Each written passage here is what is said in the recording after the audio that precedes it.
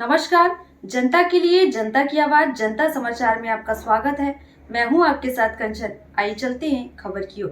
कृषि मंत्री कमल पटेल ने दिग्विजय सिंह और कमलनाथ को बुढ़ऊ के साथ साथ कहा, दोनों नेता सटिया गए हैं। इंदौर आए कृषि मंत्री कमल पटेल ने विवादित बयान दिया। उन्होंने पूर्व मुख्यमंत्री दिग्विजय सिंह और कमलनाथ को बुढ़ऊ कहा। बोले, अब बुढ़ापे में इन लोगों ने मानसिक संतुलन खो दिया है। इनकी बात का कोई असर नहीं है और ये जितना बोलेंगे, जितना घूमेंगे, उतना कांग्रेस को नुकसान होगा। इन लोगों ने पिछली बार झूठ बोल बोलकर जनता को ठग लिया था। ये ठगनाथ के चक्कर में जनता अब आने वाली नहीं है। इससे पहले भी भाजपा के महासचिव कैलाश विजयवर्गीय भी कांग्रेस के दोनों पूर्व मुख्यमंत्रियों को लेकर विवादित बयान दे चुके हैं। दरअसल एक कार्यक्रम के सिलसिले में कृषि मंत्री कमल पटेल इंदौर आए थे। इस दौरान उन्होंने मीडिया से चर्चा की और सवालों के जवाब दिए।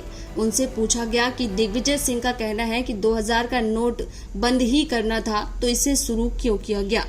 इसके जवाब में मंत्री पटेल ने कहा कि दिग्विजय सिंह क्या कहते हैं क्या नहीं, ये खुद उन्हें समझ नहीं आता। वो तो सटिया गए हैं, बुढ़ापा आ गया है। कमलनाथ भी सटिया गए हैं। कमलनाथ जी राजीव गांधी की पुण्यतिथि को कह रहे थे जन्म दिवस। पिछले दिनों भोपाल में बीजेपी कार्य समिति की बैठक को संबोधित करते हुए राष्ट्रीय महासचिव कैलाश विजयवर्गीय ने विवादित बयान दिया था, जिसमें उन्होंने कांग्रेस पर निशाना साधते हुए प्रदेश के दोनों पूर्व सीएम कमलनाथ और दिग्विजय सिंह को 75 साल का बुढ़ऊ कहा था। जिसको लेकर दिग्विजय सिंह का कहना है कि अगर इसको बंद ही करना था तो इसको शुरू ही क्यों किया गया।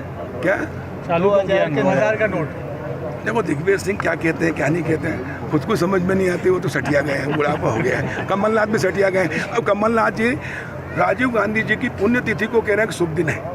आज बहुत शुभ दिन है, आज उनका बहुत, जिस दिन उनकी हत्या हुई। तो अब ये बुढ़ापे में इनके मानसिक संतुलन खो दिया। इन लोगों ने, इनकी बात का कोई असर नहीं। और जितना बोलेंगे उतना कांग्रेस को नुकसान होगा, जितना घूमेंगे। नए संसद ये हरदा में बता दूं मैं आपको, हरदा एक तहसील थी। 1 किलोमीटर गांव में कहीं सड़क नहीं थी कांग्रेस के 60 साल के राज में। कहीं एक शौचालय नहीं था, कहीं एक मकान नहीं था। आज हरदा जिले में आप गांव में चलो, मैं आपको बुला रहा हूँ। एक गांव नहीं, एक गांव में 4 सड़कें हैं। आज ही मैंने मंडी बोर्ड से 54 सड़कें स्वीकृत करके आ रहा हूँ, 300 करोड़ की।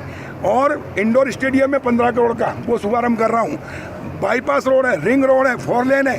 कांग्रेस के राज में कहीं 1 किलोमीटर सड़क बता दे वो, लेकिन कांग्रेस के तो अंधे हैं। इनको तो कुछ देखने, झूठ बोल के देखिए ठग लिया था पिछली बार जनता को।